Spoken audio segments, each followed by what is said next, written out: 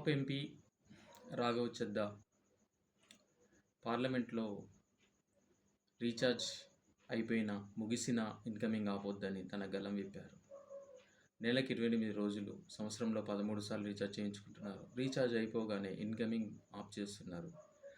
Present సిచ్యువేషన్లో mobile అనేది నిత్యావసర వస్తువైంది. కానీ ఇది లగ్జరీ గూడ్స్ కాదు. 3 సంవత్సరాల వరకు వ్యాలిడిటీ ఇవ్వాలి, అంటే ఇన్కమింగ్ ఇవ్వాలి. రీఛార్జ్ అయిపోగానే ఇన్కమింగ్ కట్ చేయకూడదు.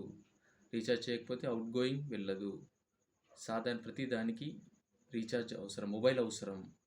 తల్లిదండ్రులతో మాట్లాడాలన్నా, యూపీఐ చేయాలన్నా, టికెట్ బుక్ చేయాలన్నా ప్రతిదానికి రీఛార్జ్ అవసరం, అంటే మొబైల్ అవసరం అనేది చెప్పారు. ప్రతి సంవత్సరానికి 13 సార్లు రీఛార్జ్ చేస్తున్నారు. రీఛార్జ్ అయిపోయినా కూడా ఇన్కమింగ్ మాత్రం తప్పకుండా ఉండాలని కంపెనీల విజ్ఞప్తి చేశారు.